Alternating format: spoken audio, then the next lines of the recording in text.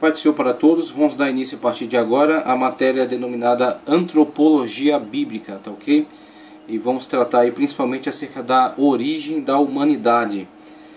Vamos primeiro ler uma definição aqui, tratando acerca da antropologia como matéria científica, no dicionário da língua portuguesa. Deixa eu só ver aqui. Da Fundação Nacional do Material Escolar, FENAME, tá ok? Fundação Nacional do Material Escolar, FENAME. Então é o dicionário da língua portuguesa, na sua página 126, tratando aqui acerca de antropologia, o verbete sobre antropologia. Significado: ciência que se ocupa do homem e tem por objetivo o estudo e a classificação dos caracteres físicos dos grupos humanos, cultural ou social, estudo das crenças e instituições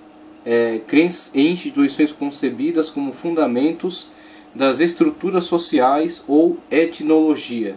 Então temos aí a antropologia, se ocupa do homem, tá ok? Estudo da sua constituição, da sua natureza, estudo das suas relações sociais, culturais, tá ok? Instituições, e temos aí também um sinônimo com etnologia. Então a partir daí temos a ciência da antropologia e o seu material de estudo, né, o seu interesse. E a partir do próprio nome, né, do título, antropo, que é do grego e significa humano, humanidade, o antropo, logia como discurso ou estudo, temos a proposta da antropologia como um discurso, um estudo, uma análise acerca do homem, acerca dos seus relacionamentos, das suas instituições, tá certo? Do seu caráter etnológico.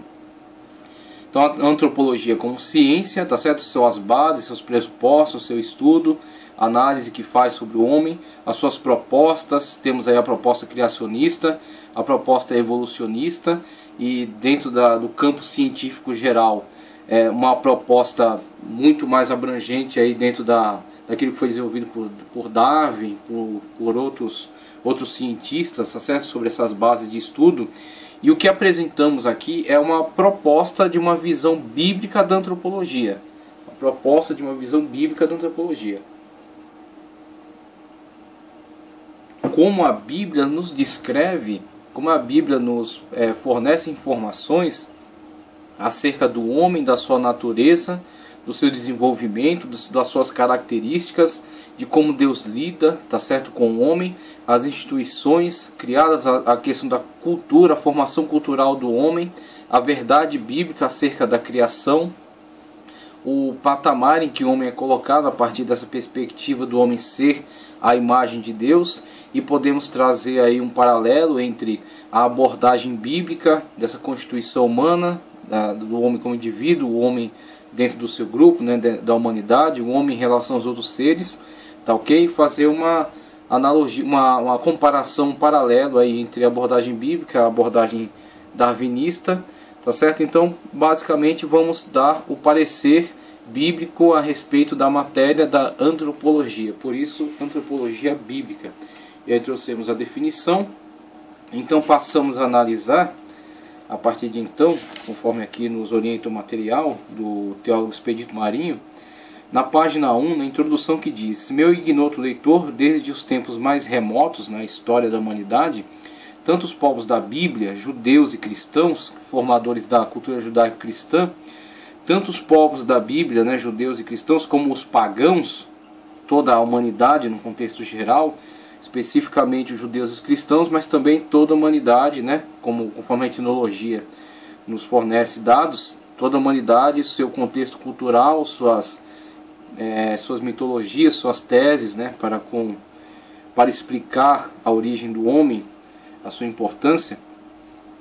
Como os pagãos sempre acreditaram que o universo e tudo que nele existe, inclusive o ser humano, foi criado diretamente por Deus ou pelos deuses, tá ok? É uma verdade universal, a origem de todas as coisas a partir de uma inteligência ou de inteligências, tá certo? De deuses que se incumbiram então da criação de todas as coisas. Mas com o passar do tempo, insatisfeitos com os ensinamentos religiosos, alguns estudiosos de filosofia começaram a fazer severas objeções aos ensinamentos das religiões, o que veio só tardiamente, tá certo? Nos primeiros momentos da história, né, nas primeiras eras históricas, aquilo que era acreditado era sempre ligado a uma inteligência condutora de todo o processo de criação. E aí mais à frente, com o surgimento de alguns grupos sociais contestadores, a partir de determinados pressupostos, passaram a reavaliar todo o conhecimento que a humanidade já havia construído e a contestá-lo. Então contesta-se todo esse conteúdo construído ao longo de eras a partir de alguns pressupostos. Pressupostos antissobrenaturalistas, por exemplo. Pressupostos que dizem que tudo que é verdade tem que ser auferido a partir de determinados métodos, metodologias científicos, laboratoriais. E aquilo que não é provado no laboratório não pode ser uma verdade factual. Cabe ao plano mitológico. Então, a partir desses pressupostos, faz-se uma reavaliação de todo o conteúdo que já era sabido, que já era estabelecido como verdade para todos os povos. Mesmo que não fossem específicos, havia uma verdade universal que dizia a respeito de um ser inteligente que conduzia o processo de criação. Quer um ser, quer seres, ou quer a descrição que se faça desses seres, mesmo contrastando as suas definições, havia uma verdade universal que dizia respeito à criação a partir de seres ou de um ser inteligente. Para os agnósticos, os ensinamentos religiosos dizem muito pouco. E lembre-se, agnóstico, essa partícula de negação a, e gnosis, tratando acerca de conhecimento, então fala acerca daqueles que não necessariamente são completamente ignorantes, mas aqueles que não acreditam nesse suposto conhecimento, esse conhecimento que está posto. Então eles são incrédulos em relação a essa construção desse conhecimento, né? Esse conhecimento que eles entendem que não pode ser provado e não tem como crer nele. Para os agnósticos, os ensinamentos religiosos dizem muito pouco, e o pouco que dizem não é lógico, nem satisfaz a curiosidade que persiste sobre a complexidade do universo e do mundo em que vivemos.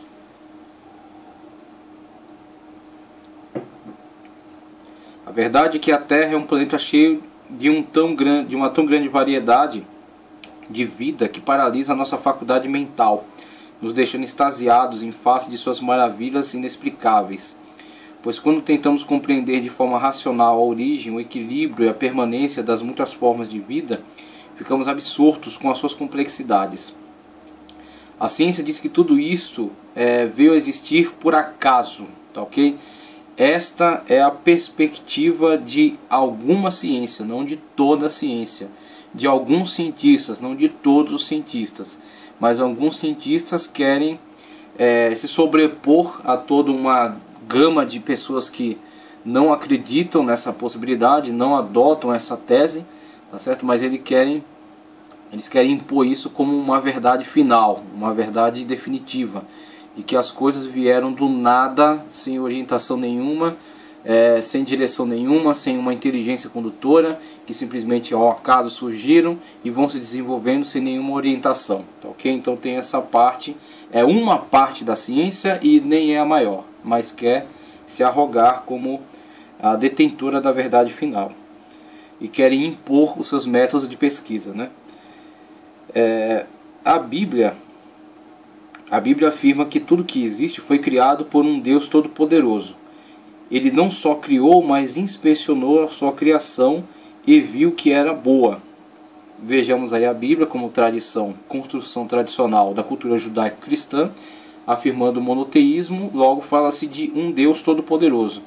Mas temos um testemunho vasto, né, de todo o conteúdo produzido pelas nações, pelos povos, na sua grande variedade e suas diferentes descrições, conforme veremos, que por mais que se distanciem e se particularizem nas suas diferentes descrições que fazem acerca do processo criador e acerca do ser responsável por esse processo, ou seres responsáveis, né, por esse processo criador, por mais diferentes que sejam, por mais múltiplas que sejam as possibilidades, as narrativas, as descrições, todas elas estão intimamente imbuídas de um significado em comum, de uma necessidade em comum, perdão.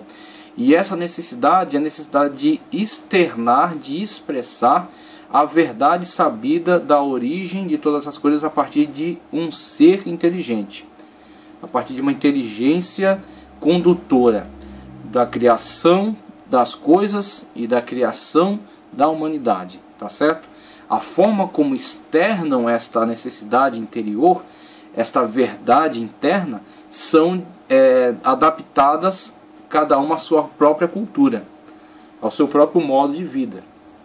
Então eles projetam neste ser, eles projetam nessa inteligência superior as suas características. Eles fazem aquilo que é denominado o antropomorfismo, tá certo? As deidades antropomórficas, ou seja, as deidades transformadas naquilo que é o próprio homem. Então o homem descreve este ser divino que não lhe é possível uma descrição específica em relação ao próprio ser, ele descreve como a si mesmo. Ele projeta a sua imagem nesse ser para poder descrevê-lo. Então cada sociedade o descreve ao seu modo, a sua própria moda. Então veremos aí logo a seguir 8 mitos tratando sobre criação. 8 mitos tratando sobre criação. E cada mito de cada sociedade projeta nessa perspectiva, projeta nessa essa fala, essa descrição acerca da criação, projeta suas próprias características sociais, tá certo? Aquela sociedade projeta nessa narrativa acerca da criação suas próprias características sociais. Nisso temos a diferenciação entre as narrativas que dão diferentes pareceres por causa das diferentes características das sociedades, tá certo? E a forma como projetam as suas características na descrição acerca da deidade e do seu processo criador. Mas todos foram impulsionados pelo mesmo desejo. Todos foram impulsionados pela mesma necessidade. Externar a verdade interna que trata acerca da criação, da condução do processo criador através de uma inteligência. Certo? A criação ao acaso é apenas uma das teses e é a menor. Então essa é a tese que tem sido sustentada a priori e tem reinterpretado todo o conhecimento universal a partir desse pressuposto. Cremos que o universo não é um produto do acaso. Tudo foi causado, pois o acaso é a mais veemente negação da causa. A lógica nos orienta que negar a causa é negar o efeito. Veja só, hein? A questão lógica. É uma questão que não está simplesmente sendo debatida dentro dos parâmetros do contexto sagrado, da revelação divina, mas é num plano de argumentação lógica. A lógica nos orienta que negar a causa é negar o efeito, negar o Criador é negar a criação, e é exatamente aí onde está a maior falha da ciência penumbrista. Afirma a criação, mas nega o Criador. Tudo que há criado, sistematizado, logo testemunha, denuncia o Criador, porque conforme a afirmação da própria ciência, as coisas tendem ao caos. Não é a Bíblia que está dizendo isso, é a ciência. A ciência, como reafirmamos aqui, a ciência é composta por diversos grupos, diversos indivíduos que trabalham com seriedade, trabalham com método, com sistematização e que têm diferentes teses. Não podemos impor a tese de um determinado grupo sobre todos os demais. Então existem grupos sérios que trabalham dentro de uma perspectiva da lógica humana, lógica matemática, tá certo? Não a questão da imposição da revelação. A revelação tem o seu lugar, a revelação tem o seu momento, tá certo? A revelação bíblica. Mas também existe lugar para a ciência e para o plano da lógica matemática, a lógica humana. Dentro do plano da lógica humana temos a questão daquilo que está criado, os sistemas que estão funcionando, aquilo que está funcionando de uma forma harmônica, tá certo? Esse sistema funcionando de uma forma harmônica testifica acerca do Criador, da inteligência que está por trás desse sistema.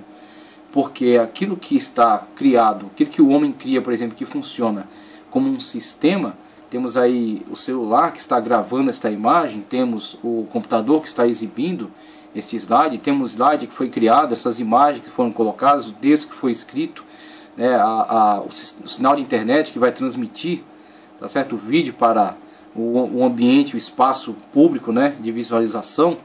Tudo isso são sistemas funcionando e foram criados, né, por desenvolvedores, né, pessoas que produziram esses sistemas. Então tem uma inteligência por trás da criação de sistemas. Ela não surgiu ao acaso.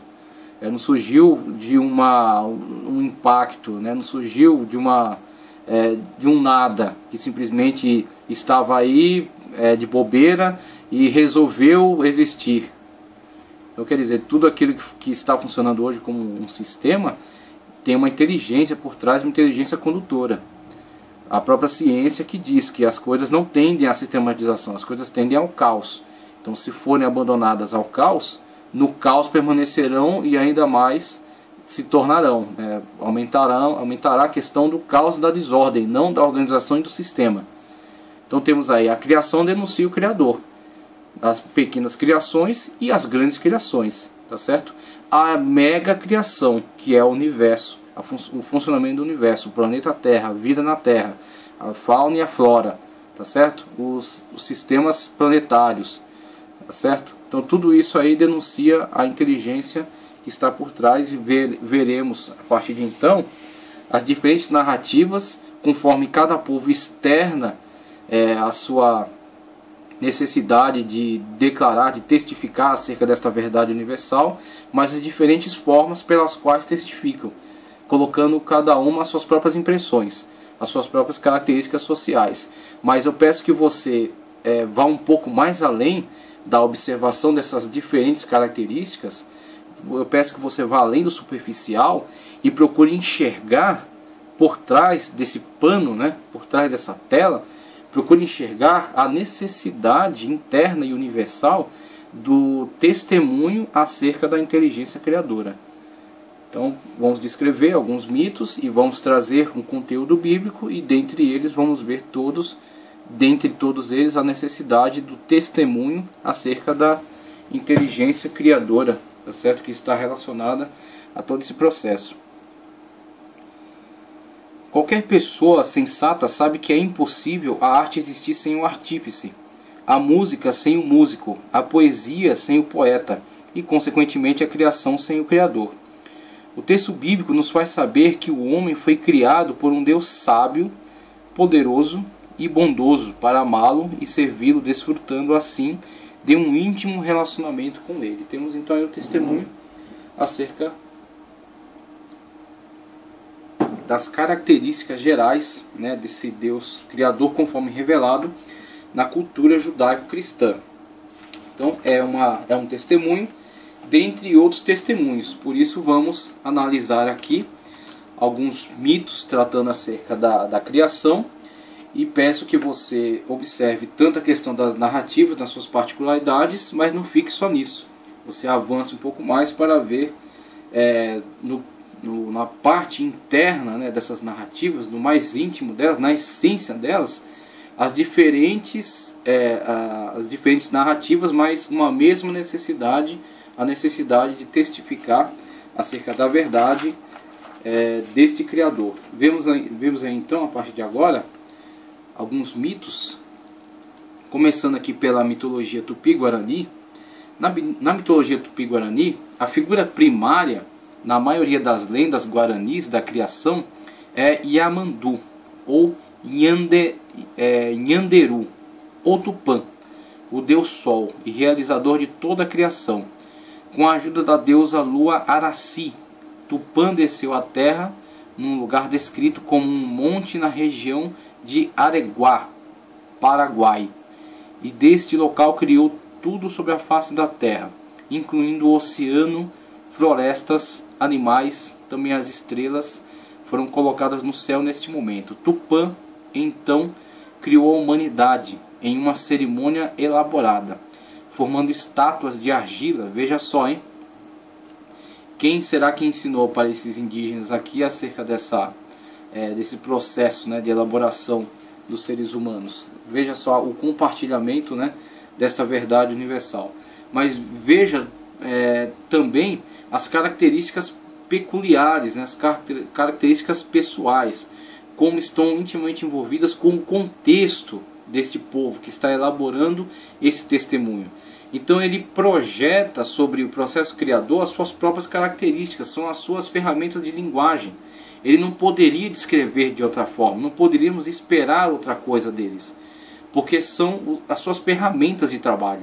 Então ele elabora, ele externa esta verdade íntima que está no coração dele por meio dessas ferramentas, essas ferramentas que dispõe, para trazer esse testemunho acerca dessa verdade que está no coração de todos os homens, acerca do seu Criador, a imagem e semelhança de Deus, conforme foi criado. Veja só, também as estrelas foram colocadas no céu nesse momento. Tupã então criou a humanidade em uma cerimônia elaborada, formando estátuas de argila do homem e da mulher com uma mistura de vários elementos da natureza. Depois de soprar vida nas formas humanas, deixou-os com os espíritos do bem e do mal e partiu.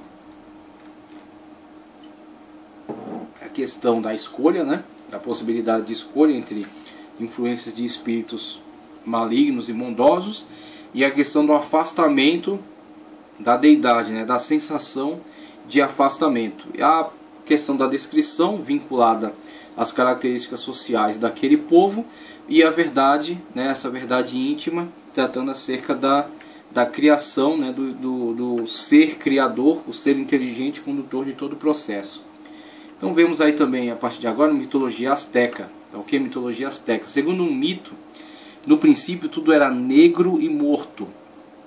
Os deuses se reuniram em Teotihuacan para discutir a quem caberia a missão de criar o mundo. Tarefa que exigia que um deles teria que se jogar dentro de uma fogueira. Veja aí elementos já da forma de culto realizada por essas populações astecas, maias, tá certo? A questão dos sacrifícios humanos. O selecionado para esse sacrifício foi Tecusistecatl. Me perdoe aí a deficiência na leitura desses nomes bem complicados. Tecusistecatl. No momento fatídico, Tecusistecatl retrocede ante o fogo, mas o segundo, um pequeno deus humilde e pobre, Nanahuatzin, se lança sem vacilar à fogueira, convertendo-se no sol. Então esse que tem mais coragem, logo é associado ao astro rei, né, ao astro sol, né, aquele que está associado ao sol, aquele que brilha, que ilumina todo o dia. Ao ver isto, o primeiro deus, sentindo coragem, decide jogar-se, transformando-se na lua, né, aquele que é refletor apenas da luz do sol. Ainda assim, os dois astros continuam inermes e é indispensável alimentá-los para que se movam.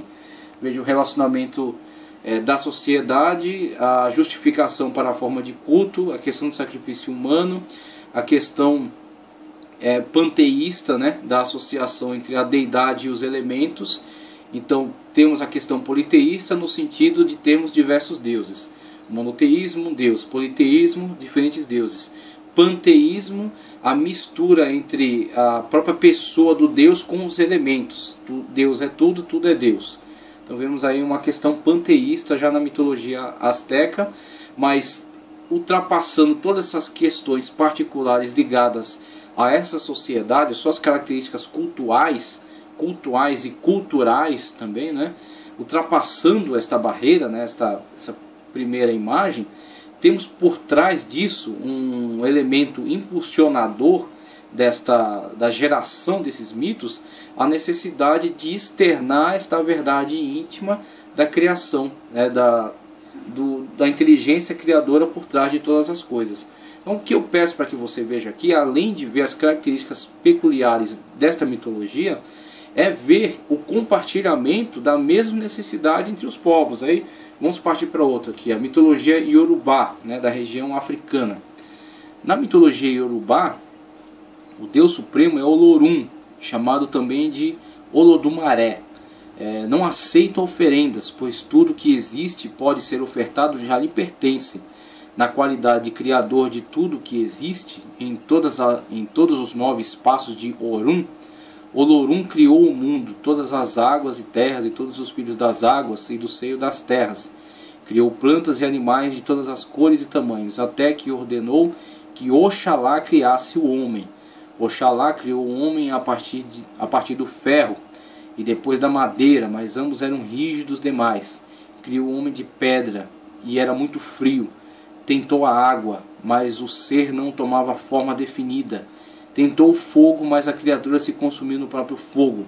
Então veja aí, nas características dessa mitologia, há também um elemento pedagógico, né? Há também um elemento pedagógico. Então, esse Deus principal do panteão, né? Olodumaré,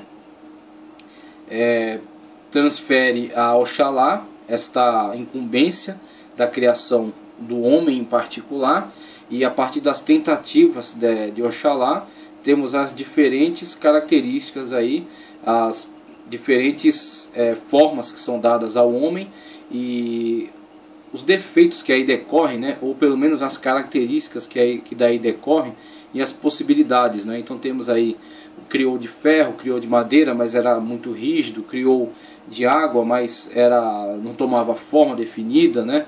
Criou de fogo, mas se extinguia a si mesmo no seu fogo. Então com isso conseguimos construir um elemento pedagógico de ensinamento para os demais integrantes da tribo. Então temos aí um objetivo também com essa construção mitológica, um objetivo de ensinamento, um objetivo de transferência de mensagem, transferir uma sabedoria. Então com isso o mito ele passa a ter uma utilidade social. Ele tanto externa essa primeira necessidade de falar acerca do ser criador, quanto ele passa a ter um elemento pedagógico de ensinamento para as demais gerações. Então por isso que os mitos tomam diferentes características, eles tomam diferentes caminhos. O mito acaba descambando para diversos caminhos, por causa dessas necessidades transferidas para dentro dele, né? Então não é somente uma descrição acerca do processo criador, é também aproveitado para um elemento pedagógico de ensinamento para os integrantes da tribo. Então com isso temos o conteúdo cultural construído, né, dentro dessa mitologia iorubá, e temos aí esse conteúdo pedagógico utilizado para ensinamento, né, dentro dessa tribo, né, dentro dessa população. E sempre ressalto, olhemos para essa questão mitológica, né, a partir da sua questão superficial, dessa forma que foi dada a ela, né, essa pedagogia que foi colocada, né, que foi acrescentada a ela, mas não fiquemos só nisso aí. Não fiquemos só nessa questão superficial. Ultrapasse essa questão superficial, essas diferenciações, essas características sociais, essas características peculiares dessa sociedade, e observe a necessidade. Primeiro, vimos do Tupi-Guarani, vimos dos astecas, estamos vendo agora da mitologia iorubá. Dentre todos, a mesma necessidade, a necessidade de testificar acerca dessa verdade. E esta verdade é universal. Esta verdade é compartilhada entre todos os indivíduos componentes da raça humana. O que é feito a partir do desenvolvimento, né, do surgimento de alguns grupos contestadores, o que é feito é uma sistematização na tentativa de negar essa verdade. A verdade já está dentro dela.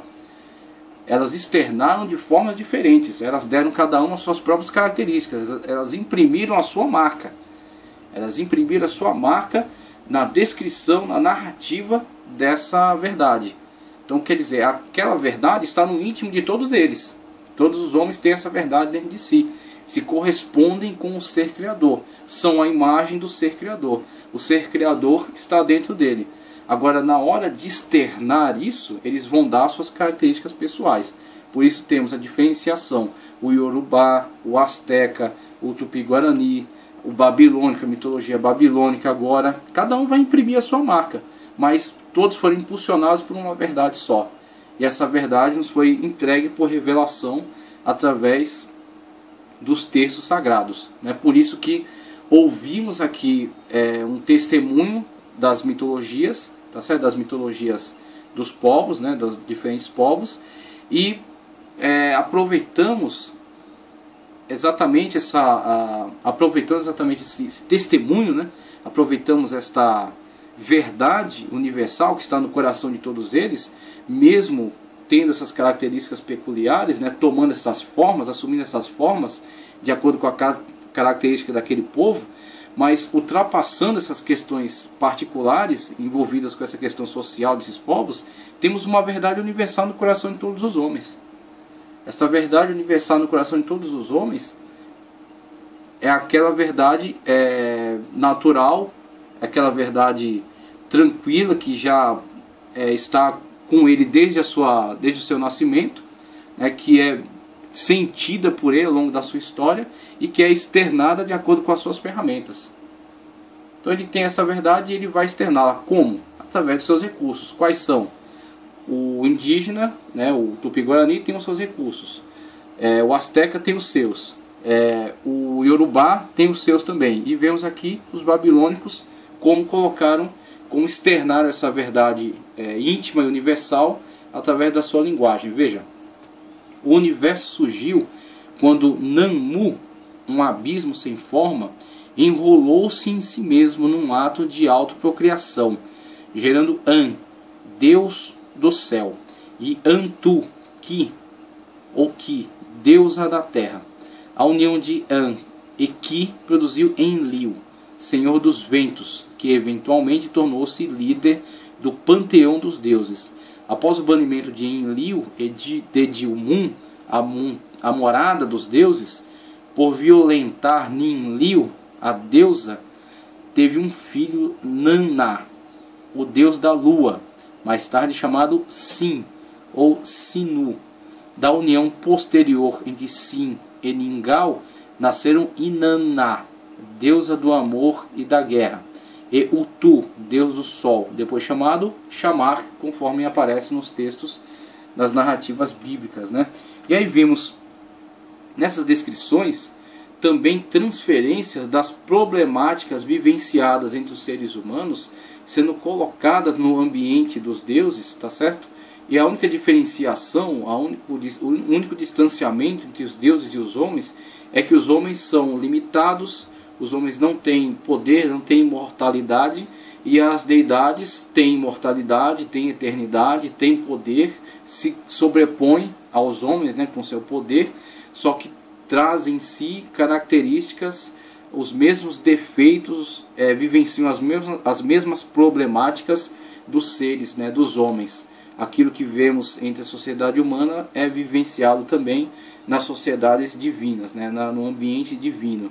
Então temos aí a questão antropomórfica, né, a transferência dos códigos, né, da vivência, das experiências humanas para a deidade. As deidades são descritas de acordo com as vivências observadas entre os homens, né, os problemas vividos entre os homens, o estupro, né, a expulsão, o Deus que sobrepõe ao outro, né, que impõe a sua vontade ao outro através do poder, através da força, o ato heróico, né, de vencer, de se impor, né, de sobrepor-se aos demais.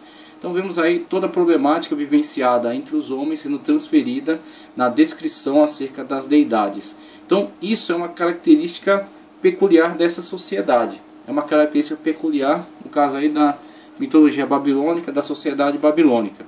Então temos aí toda essa problemática social. Temos a questão panteísta, né, como já falamos, do envolvimento dos deuses com os próprios elementos.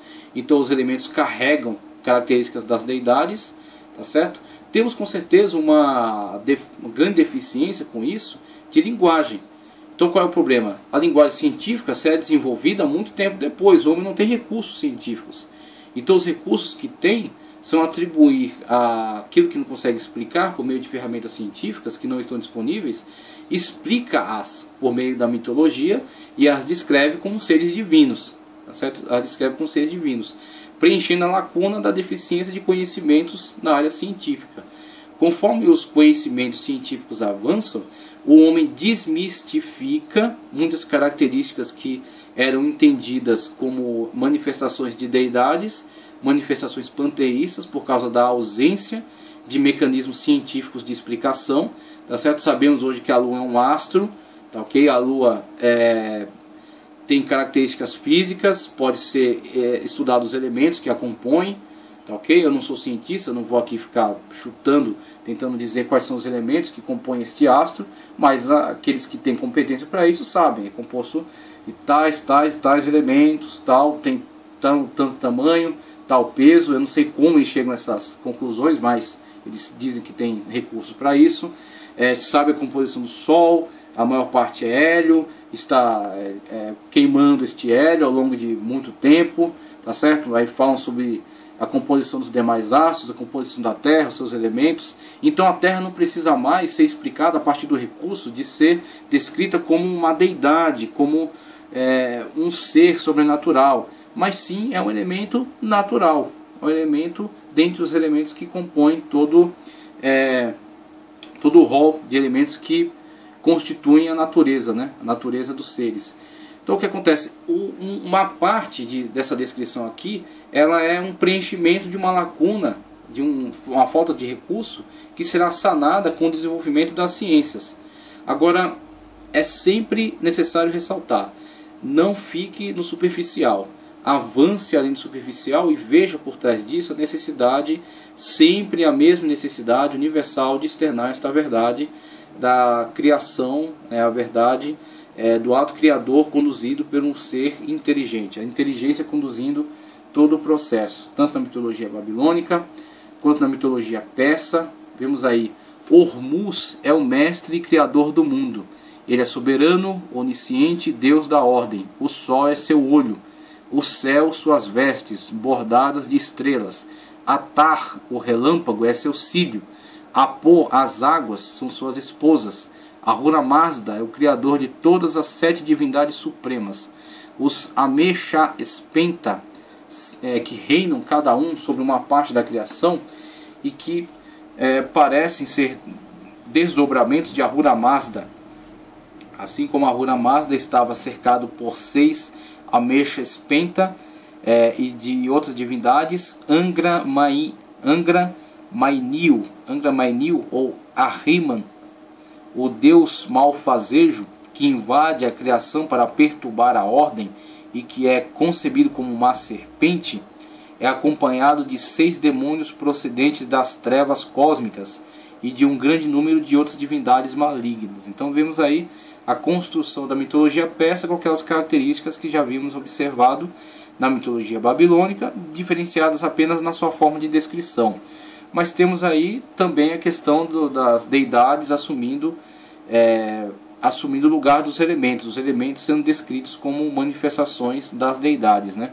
Uma característica panteísta. Então, além de politeísmo, no sentido de vermos diversos deuses, né, coexistindo, disputando, se associando, né, disputando poder, se impondo, sendo derrotados ou vencendo.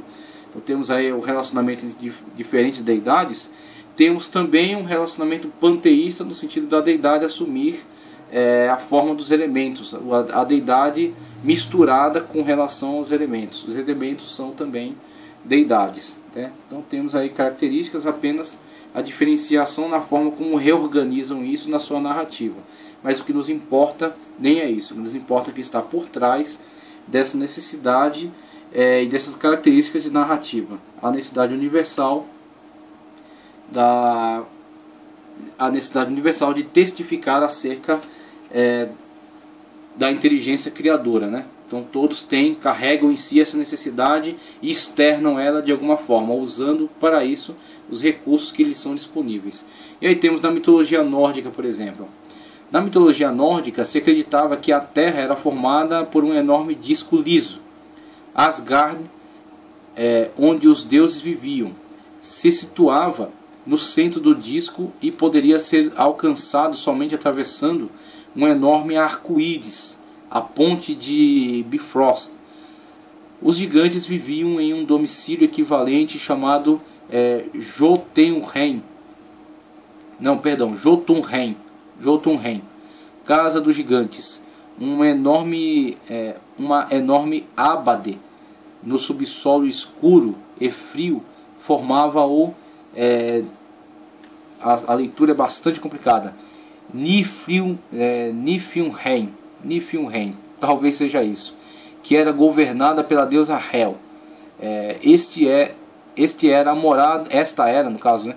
Esta era a morada eventual da maioria dos mortos. Situado em algum lugar no sul ficava o reino impetuoso de Muspelheim, repouso dos gigantes do fogo. Outros reinos adicionais da mitologia nórdica incluem o Alfheim, repouso dos elfos luminosos.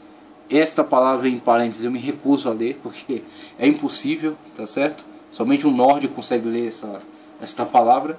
E tem Svartalfheim, repouso dos elfos escuros. Nidavellir, as minas dos anões. Entre Asgard e Niflheim estava Midgard, o mundo dos homens. Então vemos aí, nessa narrativa, né, que se aproxima bastante do Senhor dos Anéis, temos a mitologia nórdica. E novamente os mesmos elementos. A mitologia nórdica, a mitologia tupi-guarani, a mitologia iorubá, formas de externar a verdade universal usando os recursos que lhe eram disponíveis. No caso dos nórdicos, nós sabemos que eram populações, dentre elas, né, temos os vikings, e os vikings uma população aguerrida, uma população invasora, que andaram por muitos lugares do mundo, invadiram muitas terras. Inclusive existe aí uma narrativa que fala acerca da descoberta da América antes até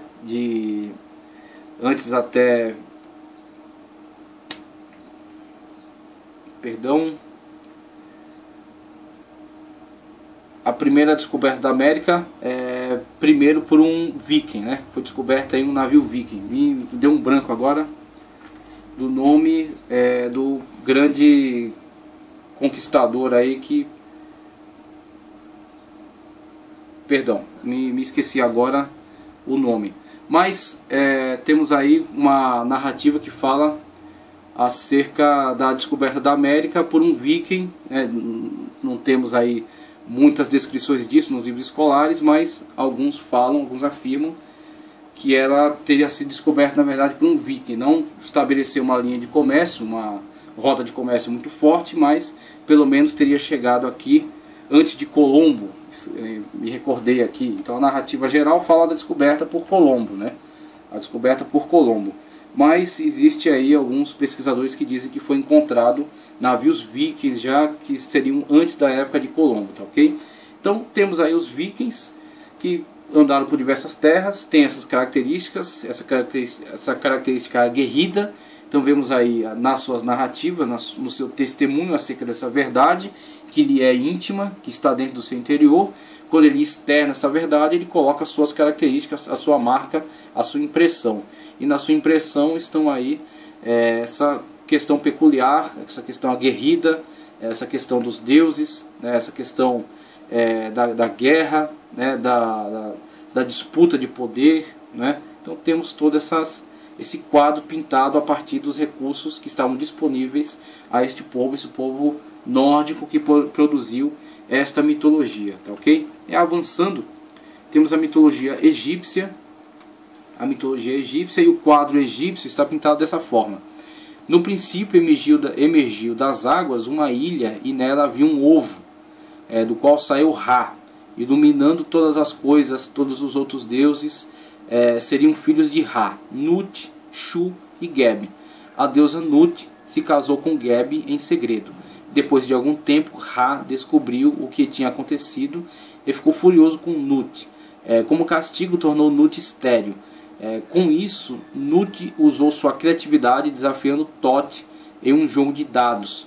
Com a sua vitória, conseguiu que Thoth acrescentasse 5 novos dias ao calendário de 360 dias. Com os novos dias, que não eram vigiados por Ra, teve seus filhos Osíris, Ísis, Sete e Néftis. E aí na narrativa egípcia, suas características peculiares e os problemas sociais que lhe eram próprios, né? Isso refletido na deidade. E a questão dessa narrativa, a questão desta peculiaridade, né, dessa narrativa egípcia, apresenta para nós também a mesma problemática das demais, a questão das ferramentas de linguagem cada uma com a sua própria ferramenta, faz a sua descrição com as suas características e tem a verdade universal que impulsiona a produção deste mito, né? A produção dos demais mitos, como a produção também desse mito, a mitologia egípcia acerca dos deuses e da criação de todas as coisas. Então os deuses que são aí os atores em todo o processo criador e a narrativa acerca da origem desses próprios deuses. Então, a narrativa da origem dos deuses conforme é descrito na mitologia egípcia. Finalizando a mitologia grega, temos primeiro só havia o caos, o universo. Depois do caos surgem Gaia ou Gaia, a terra, a grande mãe de peitos largos. Depois o brumoso Tártaro, submundo que fica debaixo da terra. E Eros, né, de onde vem a palavra erótico, o amor capaz de inspirar a criação. De caos também nasceram Erebo, as trevas ou a treva suprema, o que fica debaixo da terra. Enix, a noite. Da noite nasceram Êmera, o dia, e Éter, o ar puro ou ar superior onde vivem os deuses. A terra deu à luz primeiro seu consorte, Urano ou Coelos, céu estrelado para cobri-la. Também deu à luz Óreas, as montanhas, e as ninfas que nelas habitam. E Ponto, o mar não colhido. Inclusive Ponto era a designação de um local geográfico na antiguidade, o que hoje é a Turquia e, se eu não me engano, o Mar Negro.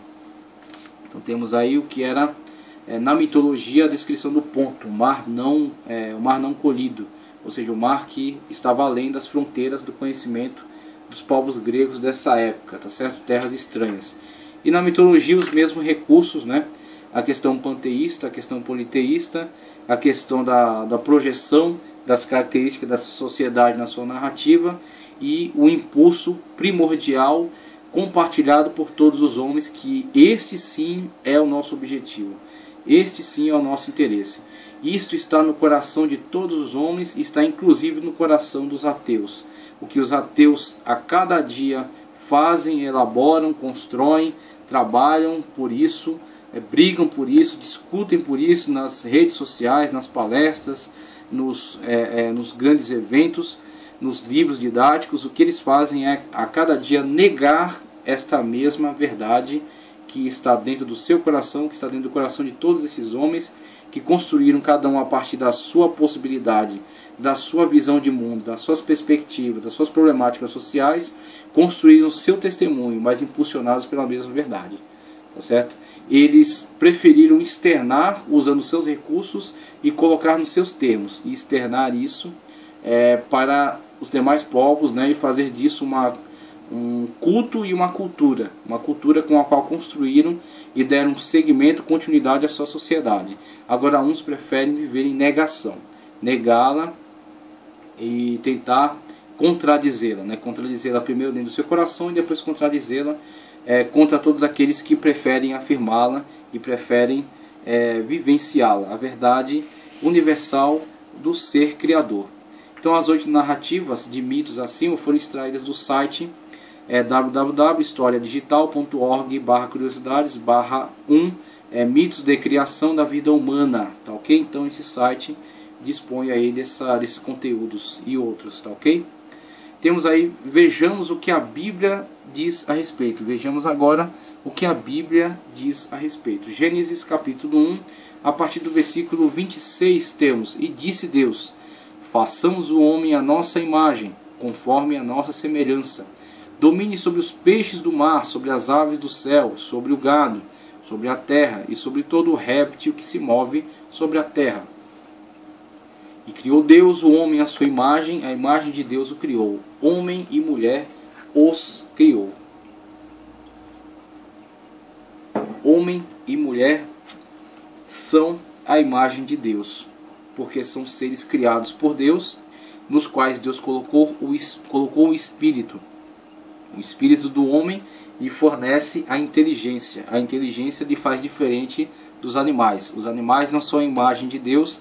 O homem e a mulher são, por serem seres ao mesmo tempo carnais, né, possuidores de alma vivente, mas também de espírito pensante, são ambos a imagem de Deus, ok? E Deus os abençoou e Deus lhes disse: frutificai, multiplicai-os, enchei a terra, sujeitai-a, dominai sobre os peixes do mar, sobre as aves do céu e sobre todo o animal que se move sobre a terra. E disse Deus: eis que vos tenho dado toda a erva que dê semente, que está sobre a face de toda a terra, e toda a árvore em que há fruto que dê semente, ser-vos-á para mantimento. E todo o animal da terra, e toda a ave dos céus, e todo o réptil da terra, em que há alma vivente, toda a erva verde será para mantimento. Assim foi. E viu Deus tudo quanto tinha feito, e eis que era muito bom. E foi a tarde e a manhã, o sexto dia. Narrativa bíblica, revelação bíblica, tradição judaico-cristã, entregue a nós, né, a partir da revelação de Deus para Moisés, e depois transmitida através de Cristo, ratificada, quando Cristo coloca como uma verdade definitiva, que não cairá um jota ou um tio sem que se cumpra toda esta verdade. Então é entregue a nós como uma verdade revelada. Então temos aí os testemunhos mitológicos fornecidos pelos povos, mesmo com as suas características peculiares, uma necessidade universal colocada no coração de todos os homens, e a revelação entregue a partir do Espírito Santo, a partir do Espírito Santo de Deus, usando da instrumentalidade de Moisés, tá ok? Então o que Moisés está fazendo aqui não é dar as características, o seu parecer. Qual é o ponto de vista judeu da criação? Os judeus têm seus mitos, têm sua mitologia. Tem toda uma literatura chamada Agadá, que é a mitologia judaica, que são conteúdos pedagógicos para ensinamento. Então tem uma ala mitológica dentro do judaísmo. Mas tem uma ala que é de domínio universal, que foi dado aos judeus pela instrumentalidade de Moisés. Moisés foi uma caneta nas mãos de Deus, na qual Deus escreveu a sua revelação. O Espírito Santo de Deus trouxe-nos esta revelação. Essa revelação não é do povo judeu. Essa revelação veio por meio dos judeus, mas essa revelação é de todos nós. Então todos os povos, cada um ao seu modo, externou esta verdade. E aqui temos a revelação desta verdade. Temos o plano da revelação divina acerca da criação do homem. O homem e a mulher, imagem e semelhança de Deus. Tá ok? Porque as suas coisas invisíveis, desde a criação do mundo, tanto o seu eterno poder como a sua divindade, se entendem e claramente se veem pelas coisas que estão criadas, para que eles fiquem inexcusáveis. Paulo declara essa verdade em Romanos 1:20. O que Paulo está falando aqui? Aqui nós estamos expandindo o argumento. Temos o argumento da revelação divina das Escrituras, que é a inspiração do Espírito Santo sobre a vida de Moisés para trazer a revelação definitiva. Não é a expressão particular de cada povo. Não é a expressão particular do povo judeu, o que querem nos fazer crer os cientistas modernos, baseados num pressuposto anti-sobrenaturalista, baseados num pressuposto anti-Deus, que o problema deles é esse. O problema deles é ser anti-Deus, tá certo? É ser anti-revelação. E a partir desse pressuposto, elaboram toda a sua ciência vinculada a esta premissa. A premissa já foi defendida. Somos anti-Deus, somos anti-revelação, somos anti-sobrenatural. Tá certo? A forma do ateísmo se rebelar contra tudo isso. Então esta verdade universal, construída por todos os povos, ela é reavaliada e é a tentativa de refutação através dessa ciência ateia. Então o que acontece? A premissa já foi estabelecida. Então tudo vai ser negado a partir dessa premissa. Agora o que temos aqui, inclusive o que ela tenta fazer com relação a essa narrativa que trouxemos, é particularizar essa narrativa como se ela fosse patrimônio de um povo. O que temos a partir da própria leitura dela, as suas características não são as características necessariamente judaicas, ou as características israelitas, né, a partir da fundação do reino de Israel, com a entrada em Canaã, ou as características hebreias, né, conforme podemos ver da origem, desde Abraão, o hebreu, o estrangeiro, né, porque a palavra hebreu é aquele que está além do rio. Então, falando acerca de um ambiente arcaico, um ambiente antigo, podemos falar em hebreu. Então, diríamos, é uma tradição hebreia, é uma tradição particular do povo judeu. Esse tipo de análise, esse tipo de visão acerca dessa narrativa é esse tipo de visão penumbrista, né, que é alimentada por esse pressuposto anti-sobrenaturalista, esse pressuposto anti-Deus, anti-revelação. Ele quer pegar essa narrativa que é um patrimônio universal e atribuí-la à questão da cultura de um povo, como se fosse o patrimônio deste povo. E ela não traz essas características desse patrimônio individual desse povo. Ela traz, inclusive, algumas pinceladas daquilo que estava presente em outras narrativas. Veja que na narrativa do povo Tupi-Guarani, temos aí essa pequena pincelada que havia lá na sua descrição mitológica acerca do homem ter sido criado do barro. Temos aí na questão da mitologia persa também alguma pincelada dessa característica. Aí temos na outra narrativa, na outra lenda babilônica, alguma pincelada também. Então o que acontece? Dentre as mitologias ficou um pouco desse conteúdo que é na verdade um conteúdo universal. Uma revelação universal que foi entregue aos homens desde eras passadas. E que está no coração, foi transmitido de geração para geração. E que foi sendo modificado e adaptado às características pessoais daquele povo, daquela sociedade e da forma que assumiu. Mas que tem algo daquela verdade primitiva. E que na verdade quando é transmitida aqui na instrumentalidade de Moisés, é transmitida como uma verdade revelada e universal, a verdade definitiva. Tá certo? A verdade que é patrimônio de toda a humanidade. Não é patrimônio particular do povo judeu, do povo israelita, do povo hebreu. É propriedade universal revelada através deles. E aí temos essa questão da revelação das Escrituras. E temos numa expansão, aquilo que Paulo está fazendo aqui, aquilo que se entende e claramente se vê pelas coisas que estão criadas.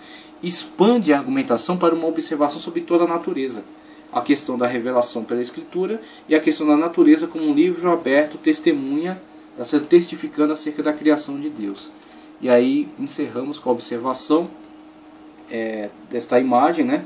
Esta imagem que mostra para nós um pouco do que as galáxias, né? O universo, né? Uma imagem aí fornecida pela NASA que nos mostra aí um pouco do que são as galáxias e o universo. Então temos aí a observação disso na verdade a leitura no livro da natureza acerca do poder e da ação criadora dessa inteligência, deste ser, deste que está acima de todas as coisas, que é o Todo-Poderoso, e a qual genericamente chamamos Deus. Tá certo? A palavra Deus, que é uma palavra genérica, que é uma palavra que não define especificamente a sua natureza, que podemos ao longo da revelação das Sagradas Escrituras observar, conforme nos é descrito, a manifestação, por exemplo, de Deus Pai, de Deus Filho, de Deus Espírito, a Santíssima Trindade, ok? 3 pessoas em uma mesma essência, não 3 deuses, 3 pessoas, mas uma mesma essência, um só Deus. Então com isso temos a palavra Deus se referindo a este ser, a essa inteligência, a inteligência geradora, criadora, condutora de todo o processo de criação, que foi testificada dentro das diferentes culturas e de diferentes modos a partir dos recursos que dispunham, tá certo?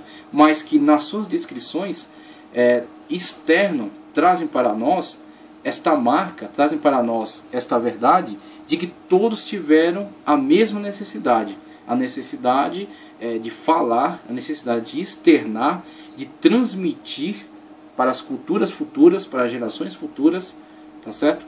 Esta mesma verdade, esta mesma certeza presente em todos os corações acerca da criação de todas as coisas por um Deus Todo-Poderoso. Então esse Deus Todo-Poderoso, tá certo? Que deixou a sua marca em todos os homens, sendo o homem imagem e semelhança do Criador, fez com que estes mesmos homens de algum modo externassem esta verdade a partir dos recursos que dispunham. Por isso demos aí uma olhada, né, em cada descrição de mitologia, buscando em todas elas este mesmo objetivo: observar como esses povos tinham necessidade de externar esta verdade, como o fizeram, tá certo? A partir dos seus recursos, e como a revelação divina nos foi entregue nas Sagradas Escrituras. Então temos aí o livro aberto chamado Natureza, tá certo? E aí, futuramente, vamos dar continuidade às nossas aulas com outras características. Deus se manifesta através da natureza, através do mundo espiritual e através de sua palavra. E não crer em qualquer dessas realidades é sintoma de uma fé deficiente. Então, essa é a verdade a qual chegamos na observação da criação e na verdade universal do Deus Criador.